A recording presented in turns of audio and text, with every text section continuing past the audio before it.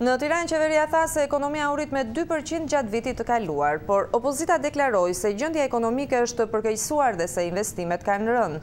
Diskutimet ekonomike po zën vend kryesor në debatet partijake mes dy forcave kryesore. Korrespondenti ynë Iliriana Golli njofton nga Tirana.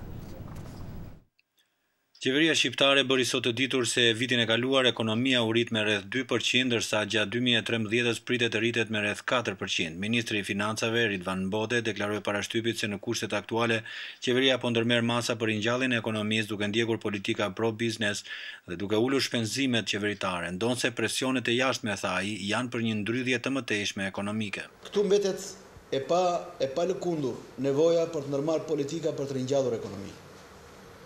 Sepse zhvillimet në ambientin global dhe në ambientin rajonal janë një presion për ndrydhje të mëtejshme.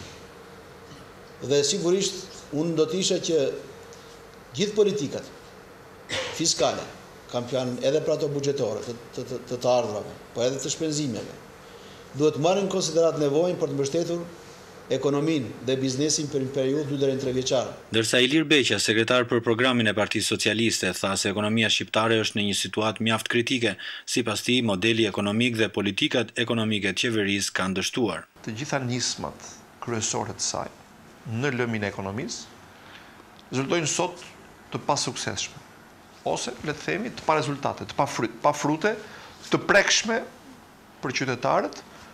Por dhe fakti që rritja ekonomike në vitin 2012, në variantin më optimist qeveriste, cili unë nuk besoj, do të jetë jo më shumë se 2%, do të thotë është një rritje ekonomike më e ulta duke marrë periudhën 15 vjeçare nga 98 në 2012. Pra më mirë se në 2012 kemi qenë vetëm në 97. Zoti Beqa tha se papunësia është rritur në Shqipëri, konsumi dhe tregtia kanë rënë ndjeshëm, ndërsa privatizimet nuk kanë sjellë mirëqenie. Gjithë këto vite kemi shitur nga pasuria publike, por ndërkohë nuk kemi rritur punësimin, nuk kemi zhvilluar më shumë ekonominë dhe nuk kemi ulur borxhin.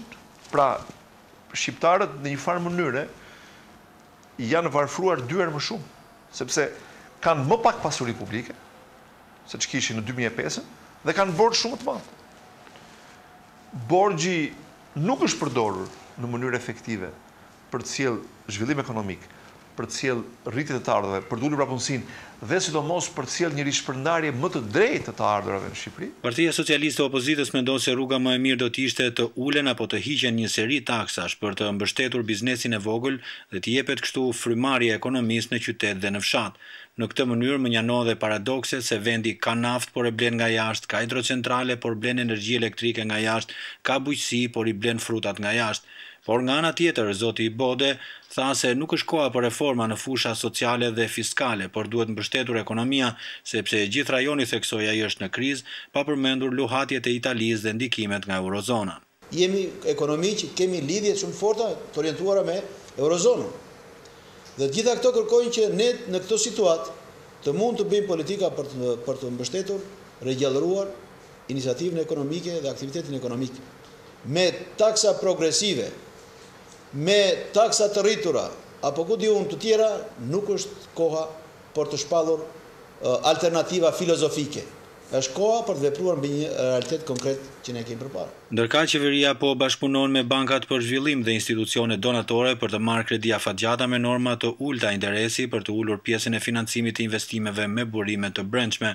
Ndërkohë po shikohen edhe mundësitë për kredi në mbështetje të buxhetit nga partnerët ndërkombëtar që do të rritin kredinë